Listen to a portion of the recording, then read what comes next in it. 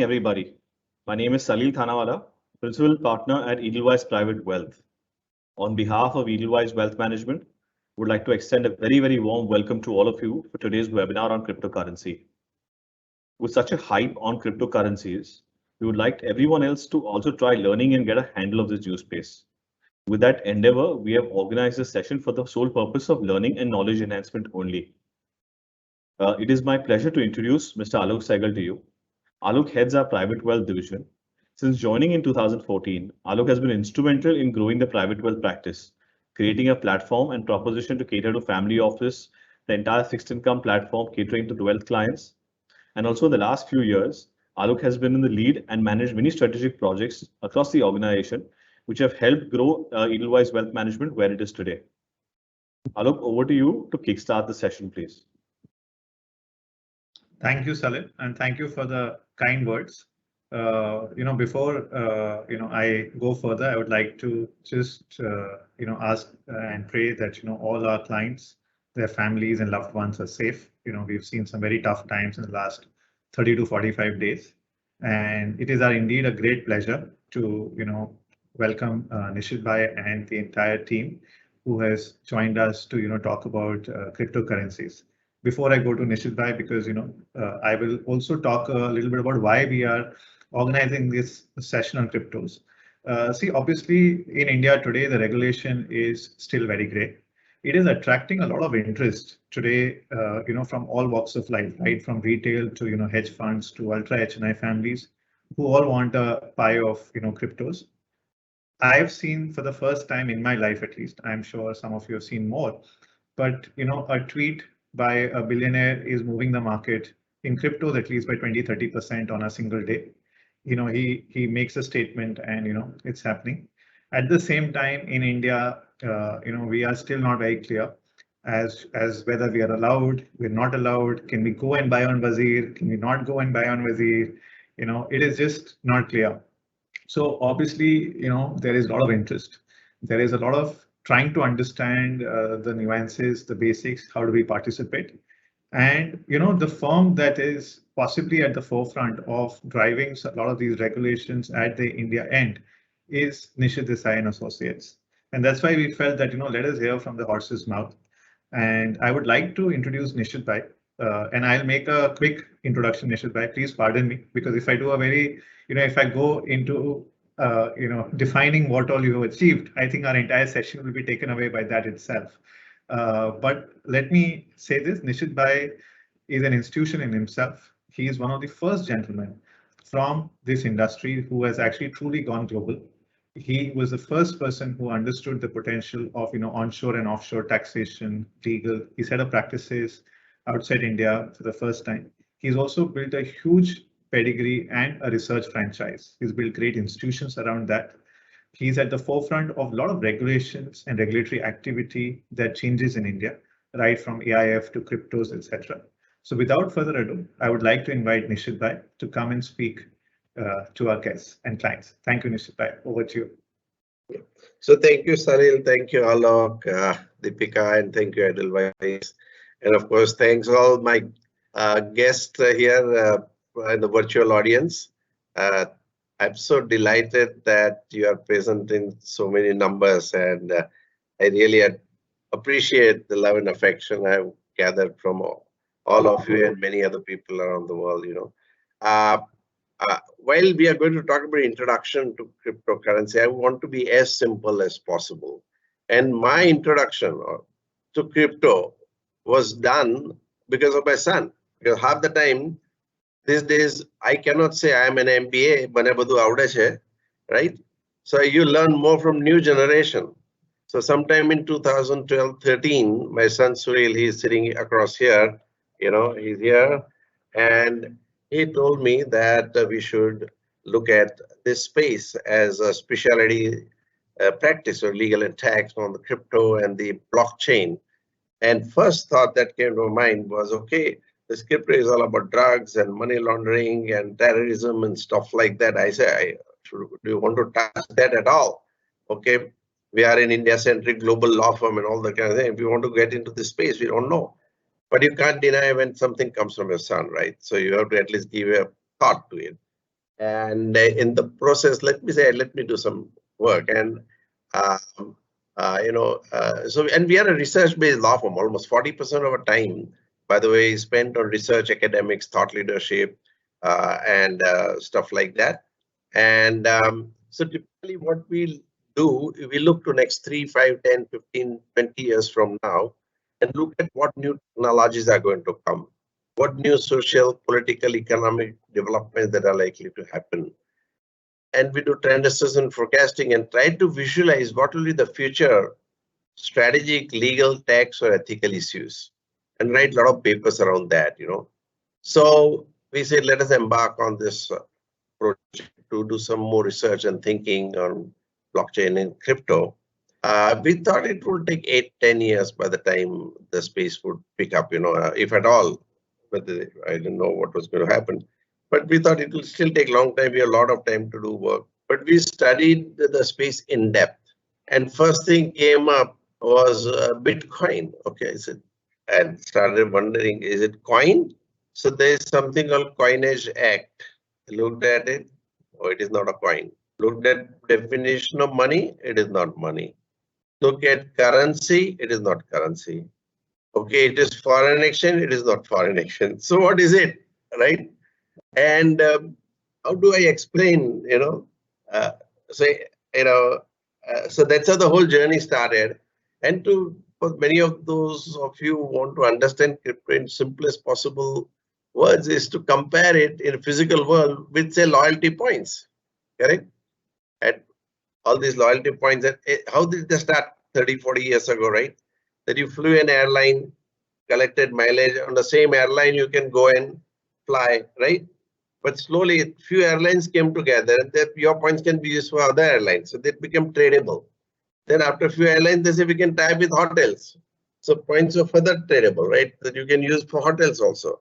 Okay, slowly, American Express came, and now you can have points, loyalty points, which you can trade for silverware. You can buy something else, including maybe car. Who knows? Okay, so the loyalty points became tradable point. And because it was called coin, there was a lot of confusion. And we, after doing extensive research of all these different laws, we figured out that it is not coin, it is not money, it is not currency, it is not foreign exchange, and so on and so forth, right? And we thought, okay, this is how it is. And we studied the blockchain system as well, which will be discussed a little later separately. So we are all in the state of preparedness, thinking still it will take 8-9 years. But what suddenly happened in 2014, there was some raids on the crypto exchanges and from enforcement department. And within 1 hour, we could get an opinion that it is not illegal. Okay. And that's how the whole journey started. And of course, we solved the problem. Somehow, I don't want to go into detail. But then later on, and we thought that it is important to tell people that this is something very volatile, very risky. So we said most important thing is that not only you do business, but also tell your customer what, whether to invest or not. So we help them, help the industry to develop some kind of a mechanism to tell that, okay, you are welcome to invest, but it's very risky. If you can afford to lose it, then come in. That's even my message to everybody even today. Okay, number one, although it has a great potential. Number two, that in fact, at that point of time, our head of technology practice, Professor Dr. Mihir Parikh, we had like the seminar, which is physical form and block Bitcoin and stuff like that. And he said at that point, the Bitcoin was about $100 coin and stuff like that.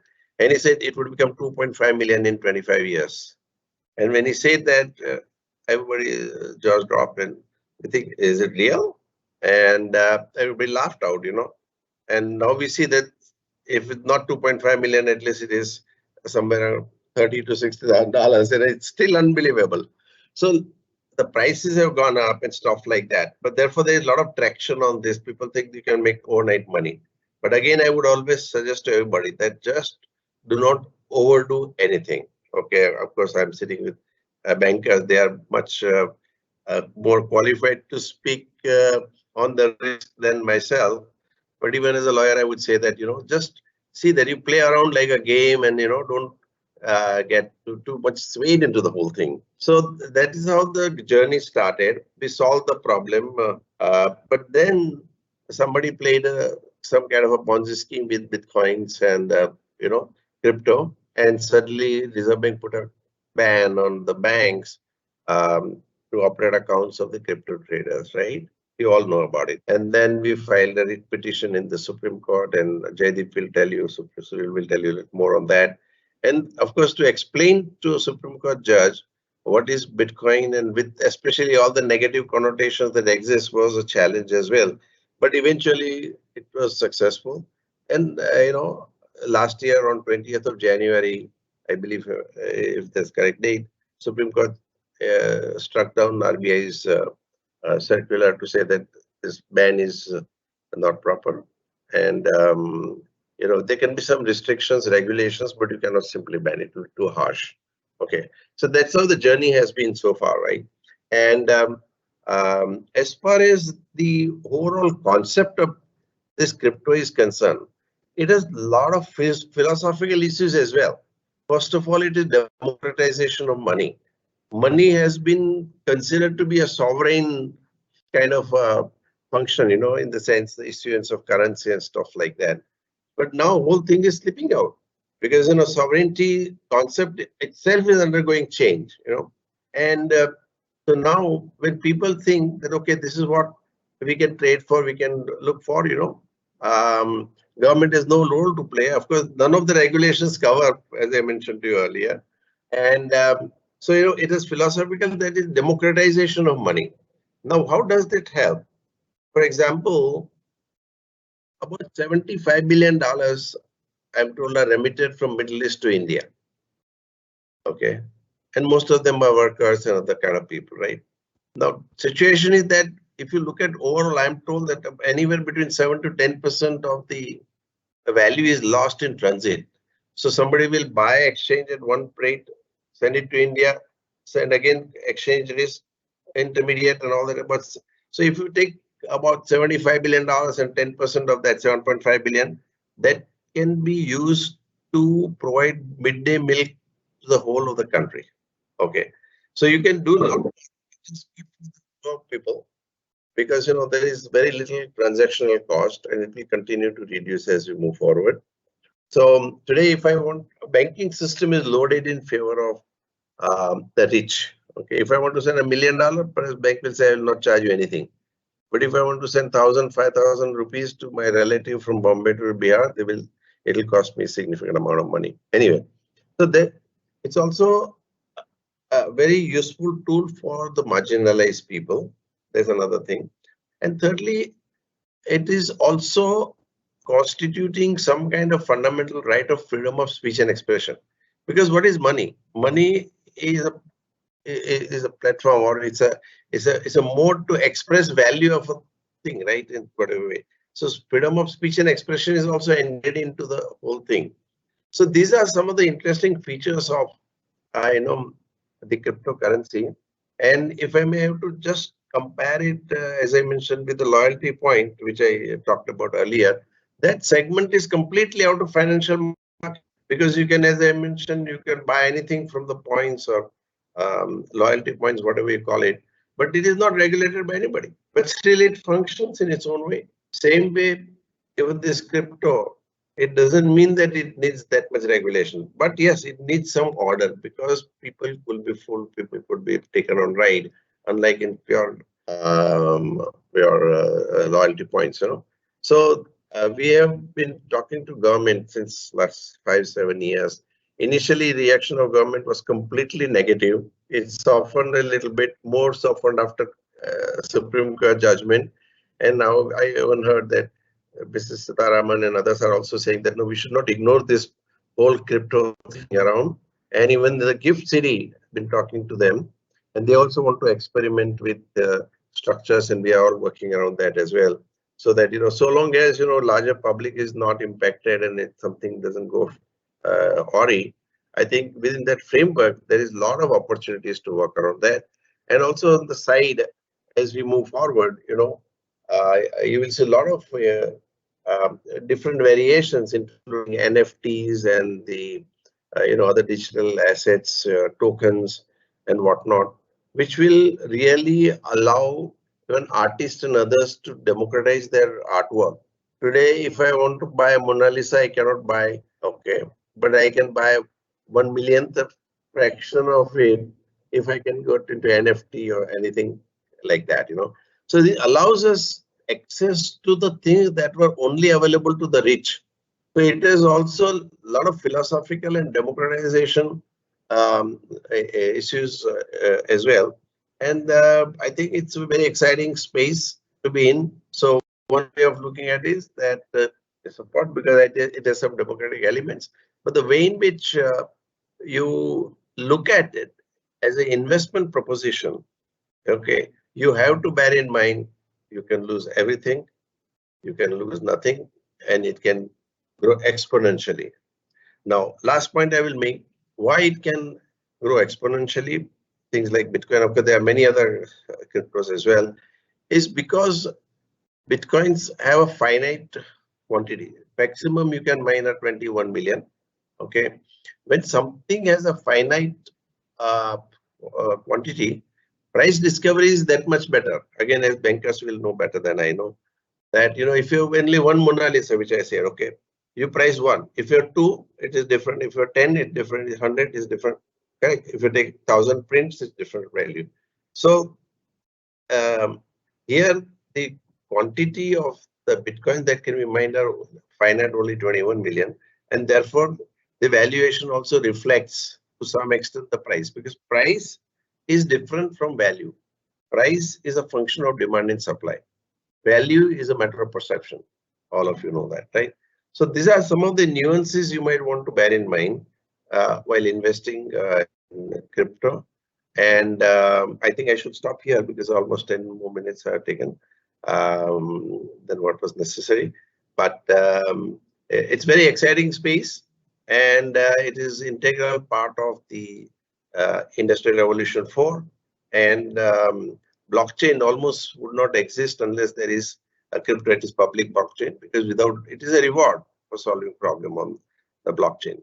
So these are a few things that I thought I'll just give you by way of early introduction, and maybe over to you back. Yeah. Oh, thank you so much, Nishith Bhai. This is a very, very insightful introduction, and you've really given a very good perspective, not only on cryptos, but I think a lot of other things also. So over to you, Salil, and actually all of us are looking forward to a very engaging session by the team. Over to you, Salil. Let's kickstart the presentation. Thank you, Nishith Bhai. Thank you, Alok. Let me introduce you to the two main gentlemen who are going to take us through the entire puzzle which we are in. So let me introduce you to Mr. Jaideep Reddy. Jaideep is a leader in technology and technology law and fintech practice at Nishith Desai Associates. He's a lawyer who practices in disruptive technologies and their interaction with law. In particular, he advises on fintech regulations, privacy, cybersecurity, e-commerce, telecom, and other technology-related regulatory policy actions and contentious issues. Jaideep led the firm's representation of the Internet and Mobile Association of India in a landmark Supreme Court case where a central bank restriction on virtual currencies was set aside by the court. He also led the drafting of the independent submission made by the firm to the Government of India on virtual currencies, as well as the drafting of the self-regulatory code of conduct for the industry. He was recognized as a notable practitioner by Chamber and partner of the Indian FinTech Guide. He's qualified to practice in India as well as California, US. The second participant, of course, is Mr. Suril Desai. He's a leader at Nishith Desai Associates in blockchain and crypto technology practice, cryptocurrency practice. Suril is an international lawyer based out of the Mumbai office. In 2013, he spearheaded the blockchain cryptocurrency practice along with marquee industry leaders. He stumbled upon Bitcoins while he was researching on privatization of space explorations. He was instantly enthralled by Bitcoins and blockchain potential impact on global society. He's worked extensively in the technology law, fund formation, and social sector. Apart from being a lawyer, Suril also has produced a couple of documentaries.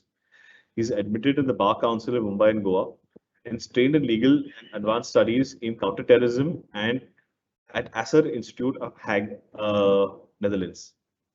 Over to you, Jaideep and Suril, to take this conversation forward. Gentlemen, we'd love to hear from you and learn in the process. Thank you. Thanks, Salil. I think too long an introduction for us, but looking forward to it, and also looking forward to the Q&A at the end. So we'll try not to bore the audience with too much of a monologue, and looking forward to kind of hearing what all the clients have to say. We'll start with the slide deck. I hope it's visible to everyone. Yes, go ahead. Yeah, so we are looking to divide the deck into broadly 4 parts: how the technology works, some industry insight into what the movers and shakers are doing and what's been going on of late, and then a brief primer on how someone can access the market in India, as well as the Indian law landscape around this. Of course, none of this, just a mandatory disclaimer, should be considered legal advice. It's for information purposes. So happy to go into detail offline if anyone wants to discuss a specific situation. Essentially, as Nishith indicated, cryptocurrency is based on the blockchain, which is a decentralized ledger. There are 3 elements to it. One is a digital signature. Second is something called the ordering solution, which is there. And the third is mining. I'll just put up a graphic which may help people visualize this. So traditionally, the way people exchange value, whether it's in a stock exchange or in a bank, is mediated by an intermediary. So in the case of a share transaction on the public stock exchange, you have the stock exchange who is the trusted party who is intermediating the transaction. They ensure that there's no double spending and that the order of transactions, there is a sanctity to that. Same thing with a bank or a payment system. For example, if you look at UPI or NEFT, etc., what is happening is they will make sure that the same units that you have in your account are not being spent twice, and that there is a sanctity to the order of the transactions, and they essentially settle the transactions in batches or instantly. So in all of these traditional systems, we rely on a single intermediary, or maybe more than one. In a typical banking transaction, for instance, we're relying on the sender's bank, the recipient's bank, and the payment system in between. Where the Bitcoin white paper really brought a change is that multiple participants across the world have access to a ledger, and it is not a single party that is responsible for keeping the order intact. So rather than a single party, you have all these parties who are jointly responsible to keep the sanctity of transactions, such that if more than half of the participants are honest or do not try to overcome the network or defraud the network, as long as at least more than half of the participants are honest, then in a decentralized manner, you have a consensus. So just to visualize, all Bitcoin transactions at least, and all public blockchain transactions, we'll come to some of the popular tokens like Ethereum, Dogecoin, etc. All of those are publicly accessible. I've just taken out a snippet from the website blockchain.com. There are many websites on which you can see every single Bitcoin transaction or every single Ethereum transaction. What is going on the left side is what is called a public key address. It is something similar to an email address. Somebody is sending here 0.003 Bitcoins to another public key address, BC1Q, etc. That is also like an email address. So every Bitcoin participant, that is every person who has a copy of the ledger here, will have a public key and a private key. You can think of it as an email and password, email ID and password. So when say I want to send 1 Bitcoin to Nishith Bhai, my public key will execute a transaction in combination with my private key towards Nishith Bhai's address, and that will get reflected as a transaction here on the public blockchain. This transaction will be verified by all the nodes in the network. That is, every participant on the Bitcoin blockchain, which is now over several millions. So that what is essentially happening here is that we are relying on 51% of the network as the trusted parties. So that's what is the decentralization here, as opposed to a single bank or a single payment system. So that was the essential objective of the Bitcoin system, was to decentralize the role of trust in single counterparties or central entities, and to make it decentralized and therefore reduce the costs associated with the traditional financial infrastructure. As well as, interestingly, there was a very specific use case also, which was to prevent credit card chargebacks.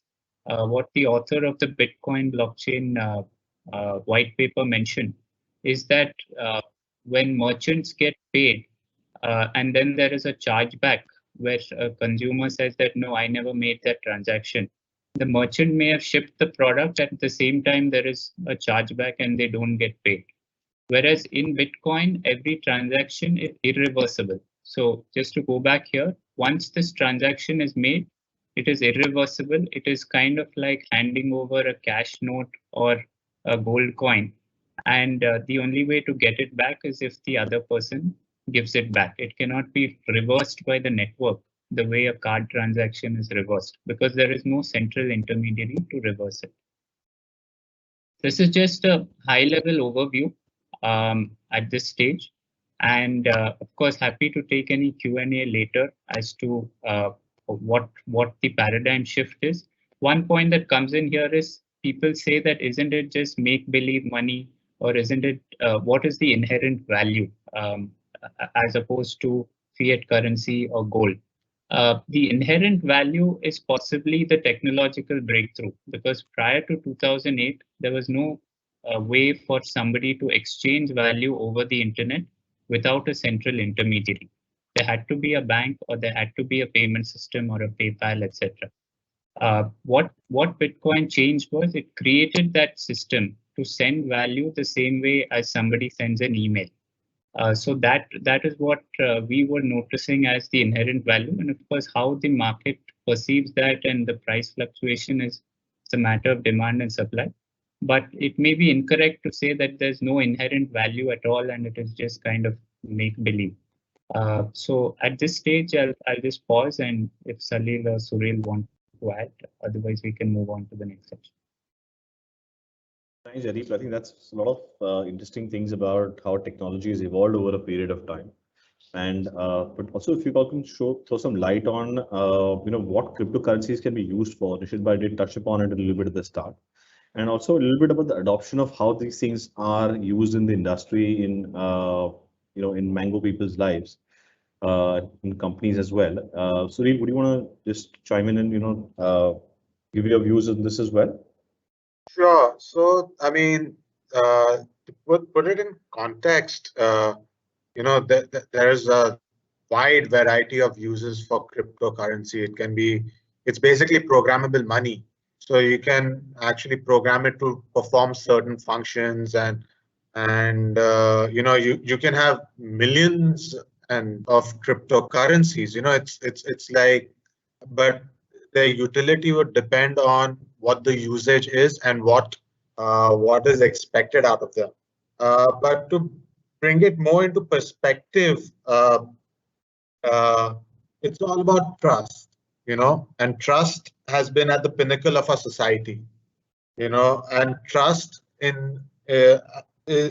it is the way in which all decisions are enacted throughout in our everyday life, and if you look at the evolution of trust, how it evolved, like the early human evolution where the dominant figures were the heads of the household, or if you go into the caveman period, it was the man who was carrying the big axe and who would be protecting his family and things like that.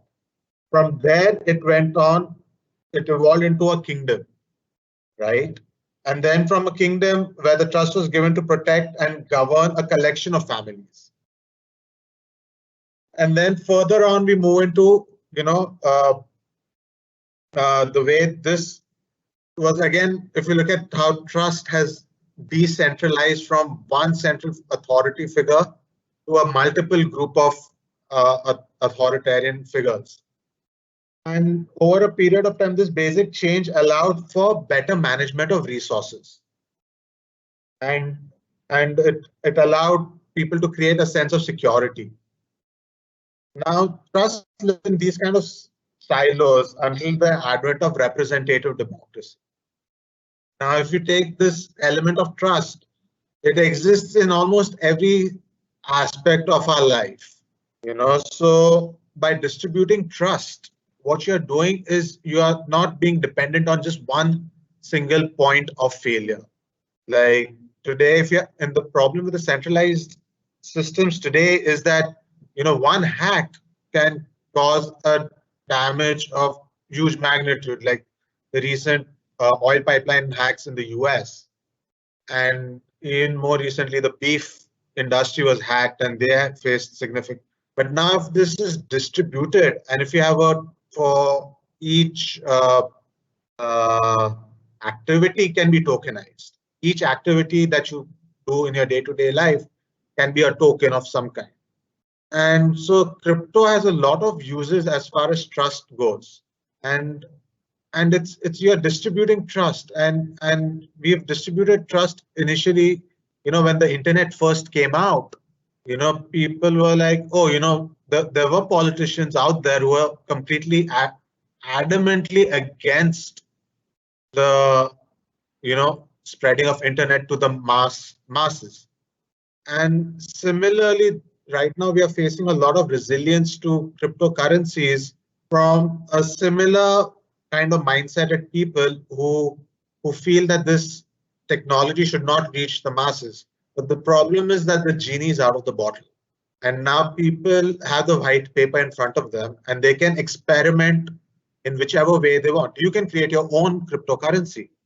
It may have a limited use, but it still can be tradable, and the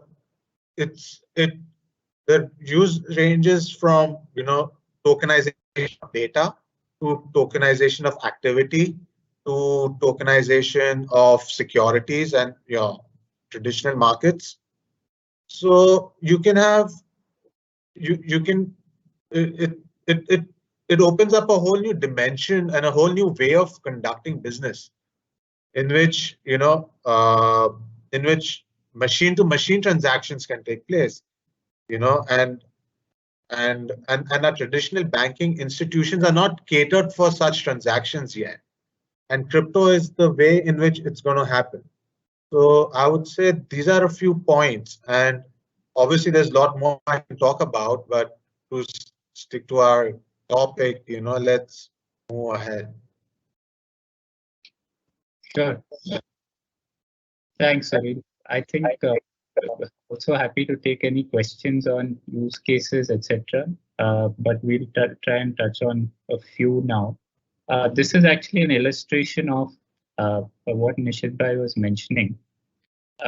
Remittance is one of the major use cases. Just to give a simple example, if somebody wants to say make a small payment for say a painting by a painter in say Venezuela, the amount of banking infrastructure that is called in there and the complexity through which the transaction goes is quite beyond what may be necessary in today's modern age. So one has to route the transaction through their bank in India, which then goes through a series of Nostro and Vostro accounts across multiple intermediary banks, and across multiple forex pairs to say reach a person in Venezuela.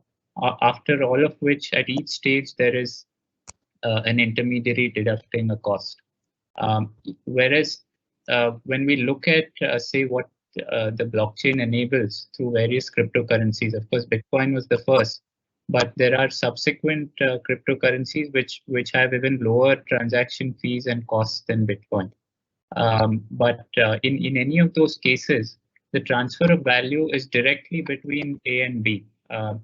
All that has to be done is the payer in India has to send the blockchain transaction directly to the painter in Venezuela without any intermediaries, subject to, of course, that network being secure. And of course, with millions of nodes, people have come to rely on the Bitcoin network not being compromised.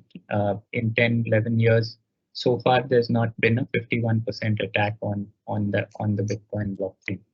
So India is the largest recipient of inward migrant remittances, receiving around 80 billion. And according to World Bank figures and some other figures, at least for South Asia, the average cost of remittance is around 5%. It varies, of course, by bank and depending on the particular route.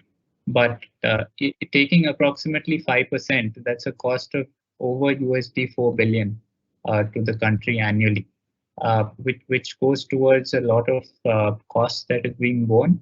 So cryptocurrency could save some of those. Of course, all of this would be subject to it being properly brought within the framework of EMA, etc. Because right now there's quite a bit of ambiguity. We'll come to that. But just technologically and operationally speaking, from a value proposition perspective, there is a definite use case in remittance. The second thing is software development. So of course, everybody talks about trading and investment, but there are bright young software developers from the best institutes in India who are just coding away using this technology. Bitcoin, of course, is a purely value transfer technology, but you have other tokens like Ethereum, for instance, where you can run a software program using the same blockchain concept. So just to give a simple example, today a lot of people use Google Drive and Dropbox. These are run by a single entity, whether it's Google or Dropbox, and is therefore subject to a single point of failure or the quirks of that particular company. On the other hand, one can start, say, a file storage company on the blockchain, or I shouldn't say company, a file storage service on the blockchain, which is completely decentralized. So as opposed to the whims and fancies of a single entity, you will have multiple entities, or rather multiple nodes in the network who are responsible. Of course, that comes with a trade-off. It may not be as efficient as, say, a service by a large Silicon Valley company, but it also comes with decentralization. So of course, people can choose whatever they prefer. But the point being that there are all these types of software applications in the new paradigm, which are being worked on by very promising software companies. So it's not all about trading and speculation, etc. In fact, there is a Indian founder-led entity called Polygon, who has had a very good success story, and they have really put India on the world map in terms of blockchain. We'll just come to that. So besides the upside from an investment perspective, there's also a lot of value proposition in terms of remittance and software development. There's a particular software skill set for blockchain programming. So India could kind of benefit from that and make it through to the next wave in terms of the fourth industrial revolution. This is just a quick story that was carried recently. This particular entity has had a lot of influence on the global blockchain development ecosystem. The token they created called Matic has a market cap of several $1 billion now, and they are on the world map. They are known as one of the leading blockchain projects around the world. So this is again a use case where it is not just about trading or investment, but a use case where there is an underlying value proposition. This is another one called InstaDApp, where two young brothers from Hyderabad, just I think barely in their early 20s and maybe younger when it started, created one of the biggest what is called DeFi or decentralized finance projects, where people are able to carry out some financial activity again on a blockchain network as opposed to the traditional financial infrastructure. So of course, regulation has to catch up. Some of these Indian entrepreneurs have incorporated their ventures abroad to have more regulatory certainty. But just in terms of value proposition, these are some of the success stories. And the other one is a COVID relief fund, which was actually started by one of the Polygon founders who I mentioned. They were able to raise over 1 billion for COVID relief in India, and which is incidentally more than I think all of the US contributed, both in terms of government and private initiatives. I think the US contribution was around 500 million. But the cryptocurrency community from around the world, I think, has contributed over $1 billion towards COVID relief in India. And the way it has been made possible is basically anyone from anywhere in the world, all they have to do is execute a blockchain transaction peer-to-peer. There are no intermediaries, etc. Of course, this is all subject to compliance with the Foreign Contribution Regulation Act, etc. I believe that has been structured by this particular initiative, but it enables transfer of value worldwide, and this is an example of where that has been made possible. These are just a few of the names. Of course, many of you may have read that a lot of well-known names are looking to explore either initiatives or investments in cryptocurrency. So just wanted to put that up for reference. In terms of an investment perspective, Fidelity is one of the very pro blockchain and crypto traditional financial firms, where they have a digital assets initiative, where they actually have institutional grade custody and investment options for digital assets, including Bitcoin. So that is, again, an example of a traditional financial a sector entity moving into the space. Goldman Sachs as well.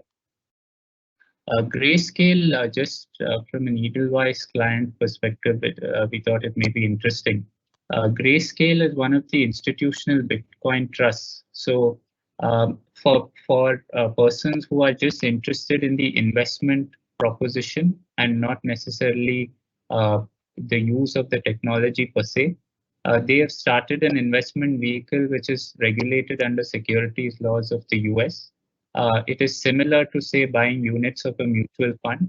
It mirrors the underlying price of Bitcoin, but what a client of Grayscale would be buying is a regulated securities product as opposed to the underlying Bitcoin itself. So it is maybe something like a gold ETF to simplify it. Coming to the price, of course, since we are doing this along with Edelweiss, they asked us to show some price information, so we have duly obliged. Here, of course, volatility is one of the key characteristics. There's no running away from it. There are huge price swings, and because of the limited supply and a 24/7 worldwide market, that's one of the key features, as opposed to, say, an Indian market where it's weekdays at certain hours and only in India. It's a 24/7 worldwide market, so sentiments get in play, and any price trigger, whether it's an Elon Musk tweet or anything else, really has an impact on the price. Of course, it's a new market as well, so possibly over the course of time, there will be more stability. This is another leading token called Ethereum, so also subject to quite a bit of volatility. So yeah, sorry. So one point on the volatility, one of the mantras that people use in cryptocurrency is that, you know, if you're expecting 600% gains, be ready for 50% drops. So which is which is a very popular mantra that people have been using, and terms like hodl and all, which you'll come across. Hodl is basically to hold, and it was actually a major typo that one of the traders made while he was on Reddit. And hodl has become the term for basically holding, if you're holding on to a crypto asset. And there is also a whole, a whole new language that is of trading that has been created in the whole crypto market. One thing is that, like in your traditional markets, you talk about being bullish or bearish. And in crypto, now we've come up with a term called kangaroo-ish, because you have a kangaroo mindset and a bunny mindset. So a kangaroo jumps from top to down and it keeps jumping, while a bunny hops up. So it's it's changing a lot of nomenclature you'll come across in the whole crypto industry, which sometimes is confusing and can just create a lot of nuances for newcomers. And you have to also keep in mind that the average person who's involved in crypto trading today is between the age of 18 and 34.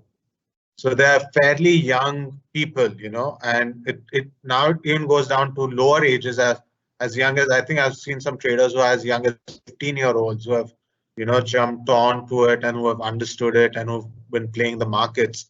And for them, it's more like a gamification of the whole finance, like for them, it's just one big game that they're playing, and then the rewards are like, just like if you're playing in virtual reality online game and you keep winning points, and then with those points you transact with the other users, and so there's a whole community that's been created around it, and that's what also determines the price fluctuations, because you have to remember Bitcoin is not even a teenager yet, and once it becomes a teenager, again you'll see some kind of teenage-like tendencies in the whole market. So it's very much related to the psychology, the normal human psychology. So that was one point I wanted to make. Yeah, that's very good. Yeah, I think the gamification point is something that's also of late been playing out in the traditional stock market. Many people would have followed the GameStop saga, and these two worlds now are kind of crisscrossing. Yeah, just wanted to put up a few things mentioned by Grayscale. I think the reason we thought it would be relevant is that it is a regulated product, largely focused towards institution, and they have put out a few propositions. Of course, we've shared the paper with Edelweiss, and anyone interested can get a copy from Grayscale's website or through Edelweiss. They have put out a few value propositions on why they believe it is distinct, which is it's a store of value, it's a global transaction network, and it's a distributed ledger. So they have actually tried to address the questions that a sophisticated investor would have, including saying that so far digital assets are still only a tiny fraction of the size of other markets, and therefore they believe there's possibly potential for a lot of growth. Digital assets there being on the far left. And also as a tool for diversification is another reason they believe it is an investment proposition. Just before I conclude this section, a lot of people may have read about NFTs. NFTs are something called non-fungible tokens. Just to contrast, Bitcoin is a fungible token. Something like money is also fungible, basically meaning that one 10 rupee note is largely no different from the next 10 rupee note. One Bitcoin is no different from the next Bitcoin. All technical and operational features are the same, as opposed to a non-fungible token where each token is unique. So Nishith mentioned the Mona Lisa example. You have a lot of digital artists. Just the headline here indicates one piece of art, which was actually a compilation of 5,000 pieces of art, which was sold for $69 million. that was tokenized into a non-fungible token. So one can think of it as a signed poster. Say a signed poster from Sachin Tendulkar is a unique piece, and it's not replicated unless, say, Sachin signs another poster. And so it has been creating a lot of an auction type of market. There was a lot of hype and euphoria about it a couple of months ago. It's now waning a little bit, but we believe here also there's an interesting value proposition where anything can be tokenized, whether it's a song, it's a white paper, it's a work of art. Anything can be tokenized and transacted virtually, as opposed to the traditional ways of transacting. So Salil, over to you before we move on to the next section. Thank you, Jaideep. I think that's a lot of stuff. It's quite complex for the Mango person of India. And so, how about take the audience to the next step of how does a layperson go about accessing this market? How do you go and buy a Bitcoin, or the Dogecoin or the Ethereum, all of these things? How does it work step by step? If someone can kind of throw some light on that. Sure. So just to come to that, before I go to the next slide, I had mentioned a lot of maybe technical mumbo jumbo in the beginning, right? That is how the technology works at the back end. But from a front end perspective, a lot of players have created a very easy to use interface. So it is just like email. Of course, anyone can set up their own email server and send emails using it. But most people go to a Gmail or an Outlook, etc. Because Google and Microsoft have provided those services to make it easy to use.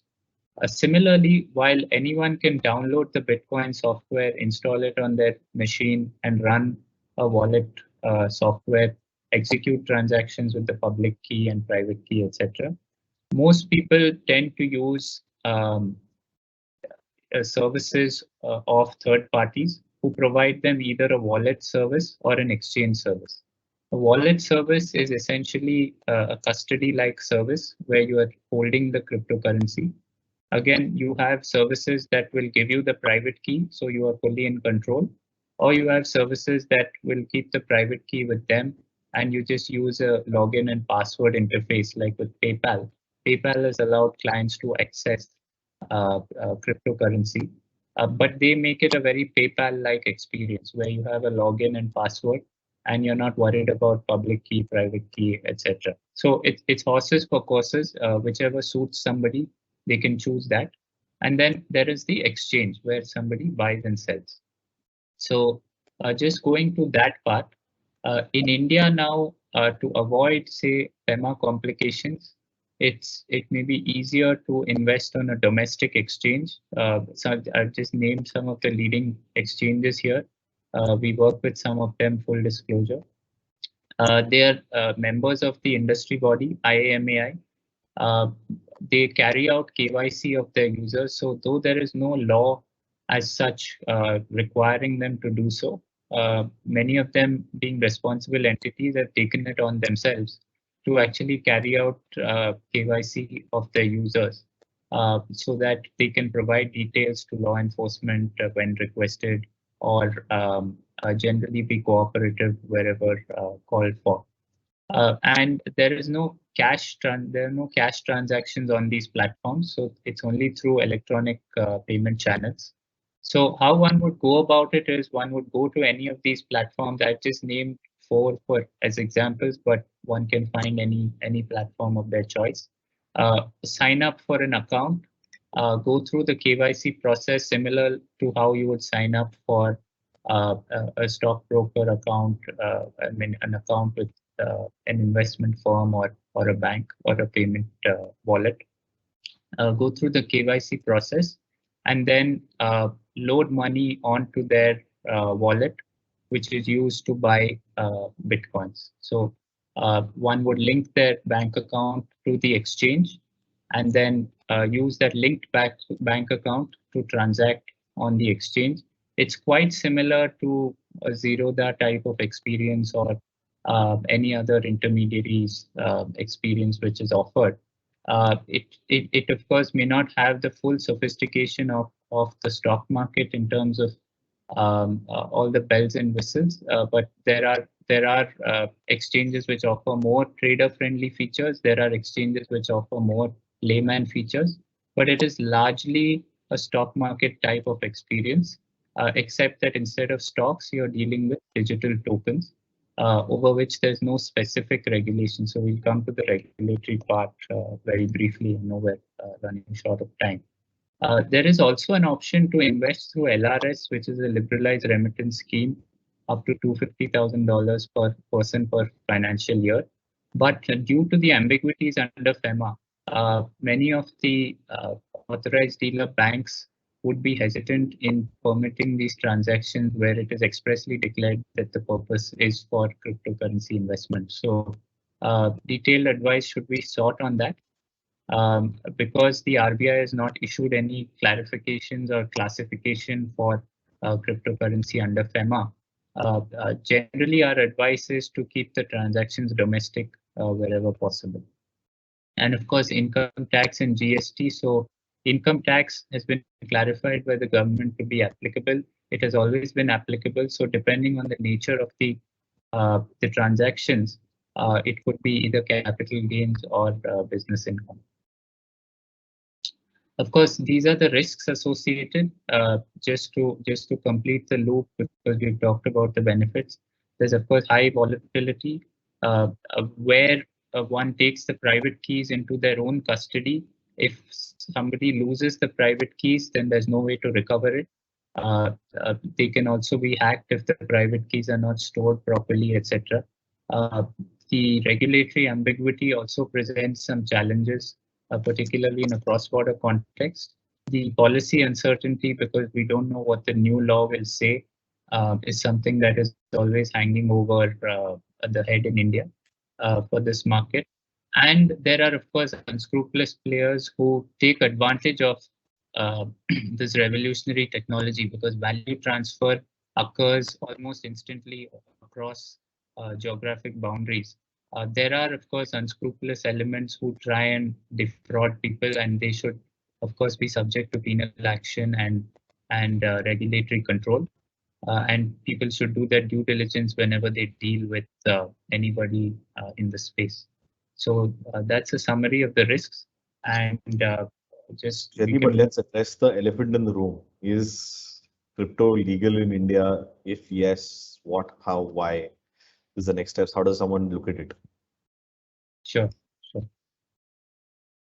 So just in broad strokes, and I'll try and keep it brief, is that transacting in cryptocurrency is not illegal in India. It is subject to the same principles of contract law and other generally applicable laws as you may find when, for example, transacting in gold or transacting in artwork or transacting in any other good, for instance. But depending on the context of the transactions, there is a variety of laws that become applicable. Of course, the most authoritative pronouncement is the Supreme Court judgment in March 2020, which recognized that there is a fundamental right for Indian citizens to be able to carry out trade in cryptocurrency, at least as a full-time profession. Recognize that the transactions are legal, and any interference with this right by a government authority has to be only in a proportionate manner, which is why the RBI circular of 2018 was struck down. Just as background, that circular prohibited banks and financial institutions from enabling cryptocurrency transactions, but that was challenged by the industry body and struck down by the Supreme Court. So what we are left with now is a series of generally applicable laws, be it FEMA, the Payment Systems Act, etc., which apply based on the context of the transaction. So again, cryptocurrency is not currency under FEMA, but we as a firm believe that it can be classified as something like software or intangible assets, and then any transactions be treated accordingly. in the same way that one would, for example, treat intellectual property. Cryptocurrency is also not legal tender. There are some misleading headlines which came about in the past saying cryptocurrency is illegal because it is not legal tender. That is untrue. The only thing that's legal tender is banknotes and coins. Everything else is not legal tender, whether it is gold or whether it is art or whether it is anything other than government issued money. So just because something is not legal tender does not make that illegal. It just means that it does not have the force of money backed by the government in India. I will skip some of these other legislations because largely that is the high level perspective. And just in terms of updates, just a few days ago, the RBI issued a circular to the banks cautioning them against citing the old circular. So surprisingly, banks as large as HDFC were citing the old RBI circular, which was set aside by the Supreme Court, and warning their customers about cryptocurrency transactions. The RBI has wisely stepped in and clarified that that is not appropriate, but that banks should do customer due diligence and ensure compliance with FEMA with regard to virtual currency transactions. So this is again a word from the RBI again indicating that there's no prohibition per se and is subject to other applicable laws. Another new thing which came about is under the Companies Act, the schedule for annual returns was amended such that every company in India has to declare in the coming window for annual returns how much cryptocurrency they own, the transactions, the amount held, etc., as part of its annual returns. So this is the first legislative recognition of cryptocurrency besides the RBI circular, which was earlier struck down.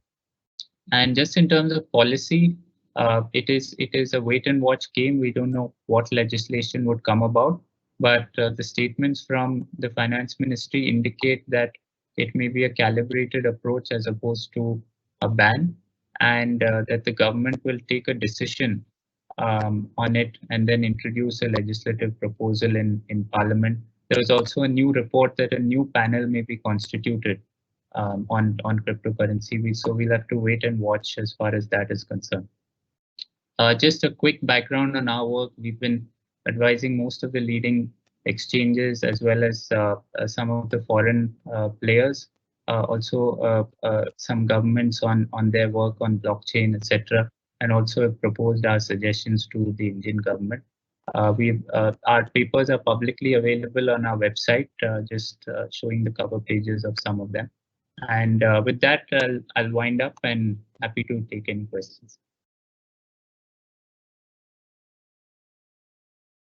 Thank you, Jaideep. Thank you, Suril. Thank you, Nishith Bhai, for a lot of this, points.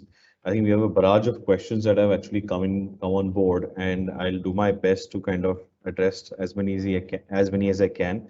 Pardon me if I'm not able to address some of them because there are just quite a few of them. So the biggest question which has come multiple times is actually why are there so many coins, and how does someone go about deciding about which one to buy or which one to use for remittances? I can take that up. One of the reasons why there are so many coins is like asking a question, why are there so many websites? Just as on the internet, you can have millions and millions of websites on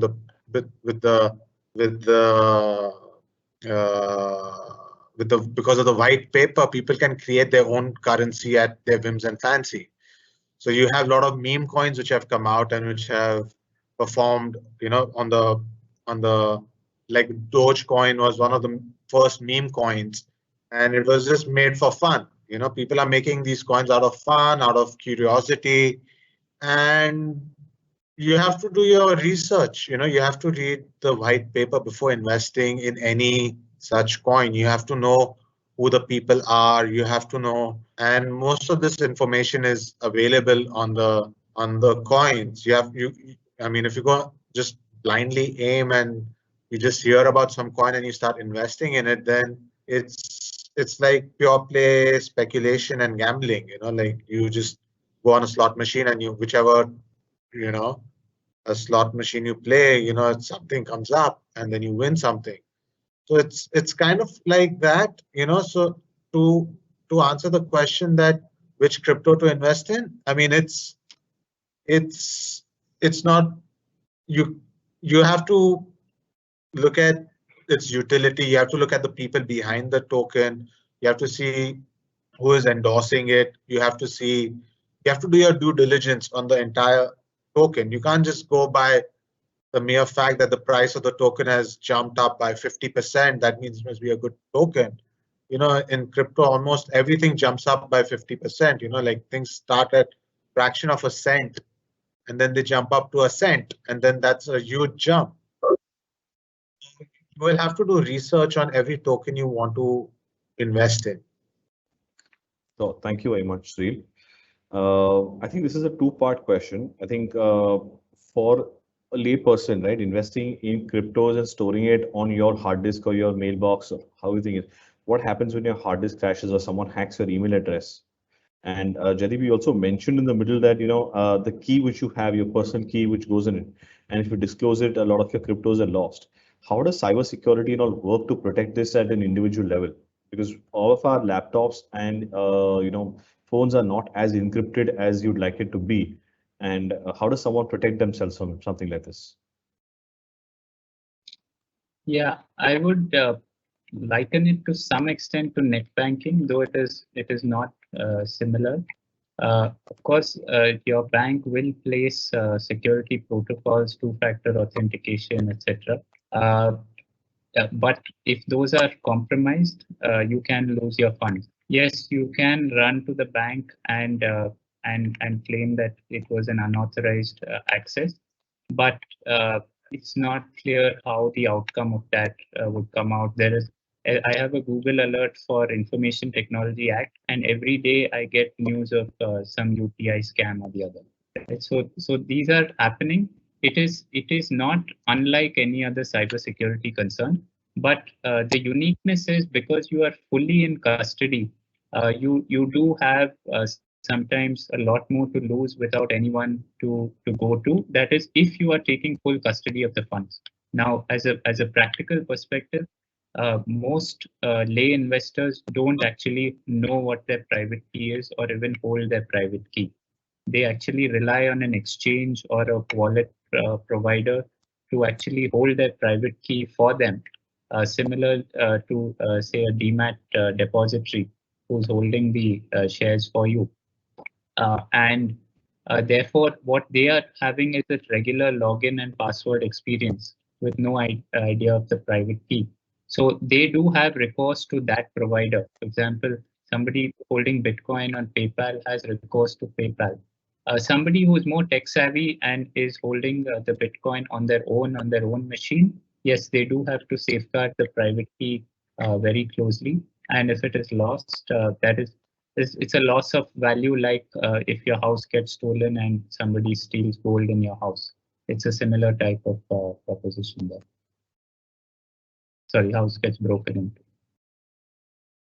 So I think you touched upon this in the past, but if you could delve a little bit more, because when you invest in cryptos, you are able to move money across the world, and you're exchanging fiat currency for cryptocurrency. And India, which has restriction on transfer of money outside and convertibility of money, isn't this more contradictory than anything else? Yeah, so as I said, FEMA is one of the key gray areas that is arising now, which is why we actually advise that people keep their transactions domestic wherever possible. But just to go into that, if somebody is, say, buying Bitcoin in rupees and then transferring that Bitcoin to a foreign beneficiary, we as a firm would actually look at that as an export of an intangible asset or export of software, for which they should receive an inward remittance through authorized banking channels. So if one actually does it in an accountable and transparent way, it can be, the compliance can be achieved. But yes, the authorized dealer banks will require a lot of convincing and explanation because there are no clear guidelines from RBI. But yes, there are ways to achieve compliance, but they're not straightforward, which is why we advise that people keep the transactions domestic. So theoretically, can I transfer 100% of my net worth to crypto? Yes, in India, there is no, it's probably not advisable, but there's no prohibition in law preventing you. It is like if you put all your net worth into silver or platinum or gold or any other commodity, at a domestic level, there's no real prohibition on that. But of course, it is quite risky from a volatility and lack of diversification perspective. And again, one has to be careful on cross-border transactions. Thank you. So when you are buying cryptocurrency, you're exchanging that for fiat currency. So what is happening with all that fiat currency? And if right now the market has reached almost billions of trillions of dollars, closer to about 1.7, I think was the high of market cap of all the cryptocurrencies. So if all that cryptocurrencies were to come back into fiat currency, is there an entity or an exchange or a regulator globally which can actually hold good to this? How does it work? It is like any other stock, right? So if you look at the world's most valuable assets, you will find Bitcoin around 11 or 12. And there are a bunch of, there is gold and a few other really big stocks by market cap above that. So it is not that fiat currency is disappearing somewhere. It is just going to the seller. So it is going from the buyer to the seller. So there is always an exchange. So the fiat currency is always there in the system. Of course, there is a value to the asset which is residing in that asset. But the fiat currency is just being moved from the buyer to the seller. And of course, if the value erodes, then people lose that value. But I would look at it similar to a stock or a commodity. Just from that perspective, crypto is not a security under Indian law, at least most cryptocurrencies. But just from the perspective of that question, you can look at it as any commodity or stock. The market dynamics are the same. Thank you. So another question which has come is in terms of regulation. I think you mentioned that you can buy crypto through various exchanges. So who regulates these exchanges in India? And what would happen if there is a fraud or anything? So how does the credibility come to these exchanges? Who would be responsible? Yeah, that's a very good question. I wanted to touch on that also. So right now we do have a regulatory vacuum, but we also don't have a complete lack of regulation because we do have laws like the Consumer Protection Act with a new regulator, which actually will protect people from deficiency in service, etc. We also have the Indian Penal Code, which will protect people against fraudulent schemes. In fact, one of the fraudulent schemes in India was actually prosecuted under Section 420 of the Indian Penal Code, as well as other laws like the Maharashtra Depositors Act. So there are a patchwork of laws which will apply to bad actors, but there is no market regulator like you have SEBI for the securities market. And of course, SEBI also only came in after a few decades of the securities market in India. We hope that something will come in soon for crypto. We've actually proposed that in our white paper that there should be a licensing regime for anybody who holds crypto funds in trust, whether it's a wallet or an exchange. They should be regulated similarly to an RBI or SEBI regulated entity with net worth norms, a fit and proper criteria, reserves, etc. So we actually recommend a licensing regime, which as of now is missing for this space. Thank you. So if I want to buy cryptos and exit from cryptos, there are a couple of situations which are needed to be addressed. One is what sort of entities in India can actually buy cryptos? And when I land up selling cryptos from it, so what is the kind of liquidity that there is prevalent in India, if you can touch upon that? And lastly, how would the taxation of these kind of transactions were to fructify? How would someone pay for it? Right. So there's, as of now, there's no restriction on who can buy or sell crypto. So any individual or legal entity can buy crypto. If it's a company, the declaration has to be made as per the new amendment in the Companies Act. And of course, any sales or any holdings have to be accounted for in income tax returns. And the exchanges also pay GST on the service fees they charge. So one should consult with their chartered accountant or tax advisor on how to declare cryptocurrency holdings and returns. But they are subject to declaration. In fact, the income tax department is quite savvy on the cryptocurrency market. They do expect that profits and holdings be declared. Other than that, there is no particular restriction, but subject to these laws, one can transact. And the risks are, as I mentioned earlier. And also one more thing, there is no real minimum requirement to buy, that you have to buy a certain amount of crypto worth certain amount of rupees or dollars or whatever. It's like you can buy as little as 10 rupees also. So it's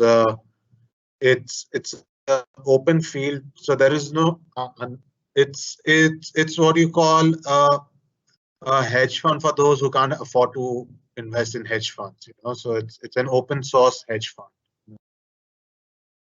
If you look at it as a concept. Understood. I think I'll probably just take last two questions here.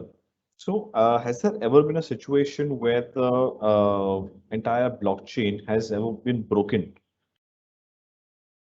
And is there any way that has happened before, and or whether it's with Bitcoin or any other currency?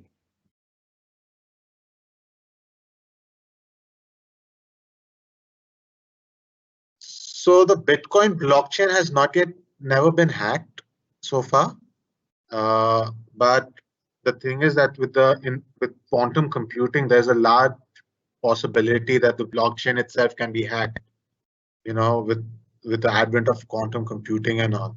And obviously there is nothing like 100% not hackable, or, there is no certainty in cyber attacks, so because as far as cyber attackers go, they are always looking at challenging any system that claims 100% security.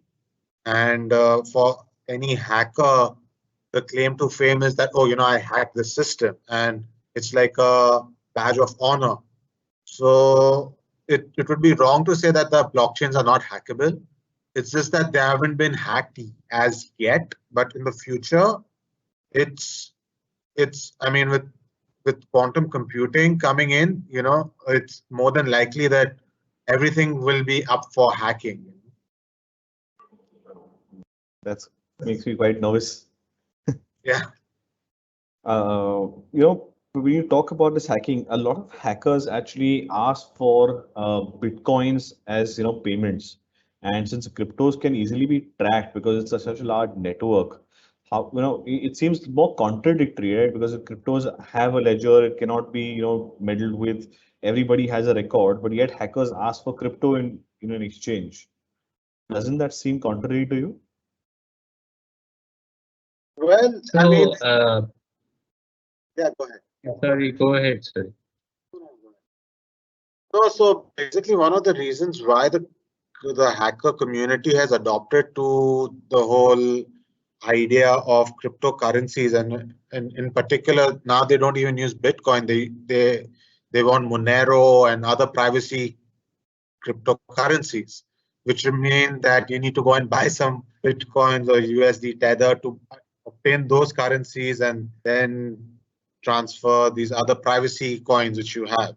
And the ecosystem is such that it's empowering. It's much easier for them to use a cryptocurrency than traditional finance. Like now, if I told you to give me $5 million in cash, how would I store it? Where would I store it? Where would I keep it? How would I use it? And most of the transactions are also online these days. So cryptocurrencies become the currency of choice for most of these hackers. Right. Yeah, the other thing is, I would say forensics are catching up. So there are a lot of forensic services which actually blacklist so-called bad wallet addresses where there has been known criminal activity or known money laundering activity. There are forensic services which actually will blacklist those addresses and flag them. As well as there's a possibility of traceability of some of the transactions. So the FBI has actually been able to crack a few cases involving cryptocurrency where cryptocurrency was involved in bad activity. So it is just kind of the evolution of technology where every technology attracts both good and bad actors. There's a lot of bad on the internet as well. So I mean, again, it's a cat and mouse game between law enforcement and criminals. So I think I'll just have one last question left for the entire thing. I think that otherwise we'll go on till probably late in the evening. So I'll have to just draw a line somewhere. But how do you see the market evolving between the parallel between fiat currency and cryptocurrency going on for many years? Because the Aam Janta or the Mango people of the world are not as technologically savvy to convert their fiat currency to crypto. So how do these coexist over a period of time? So it's quite simple, like how do people, there's a large section of the society today in the world which is completely disconnected from the internet. There is that population and they are surviving. And crypto is not, I mean, to get away from fiat is still, we are a long way. It's not that crypto is going to replace fiat or crypto is going to take over the roles of the banks. No, it's an alternative. It's a choice you make. So either you choose to buy a Bitcoin or you don't. You don't have to buy into it. Just everyone is buying into it. Yeah, I mean, you may lose out on certain economic opportunities that it has, but it's not compulsory that you need a Bitcoin or any crypto to do your daily business. It's an alternative, and alternatives are, it's like any other things. They can exist together. It's not and or it's not just one or the other. It's both. You can choose to buy a 50 rupee wallet, or you can choose to buy a 35,000 rupee Louis Vuitton wallet. So it's an and or situation. It's not exclusive or Yeah, I would say it coexists with economic phenomena. Like there are over 150 other currencies other than the Indian rupee. They all coexist. There are a variety of commodities, a variety of stocks. All of these did not exist earlier. I mean, each one has come over a period of time. So it is all a question of all these economic phenomena coexisting together. And of course, some regulation would be necessary in terms of regulating that interaction a little better. There's no regulation now, but there is scope for improvement. Thank you, Jaideep. Thank you, Suril. I think that will be a good time for us to conclude this conversation. I think this was very, very useful to understand and at least learn the ABCs of cryptocurrency and Bitcoin and Ethereum and all of that. I hope the audience has found this conversation enriching. Many thanks to the Nishith Desai Associate team to actually do this for us. And just to also end by saying that Edelweiss and Nishith Desai Associates are not soliciting anyone to buy cryptocurrency. You're not soliciting business on that. This session was purely for knowledge purpose only. Thank you everyone for attending in such large numbers. I hope this is enriching. Looking forward to engaging with you all in the future as well. Thank you very much. We'll conclude the webinar.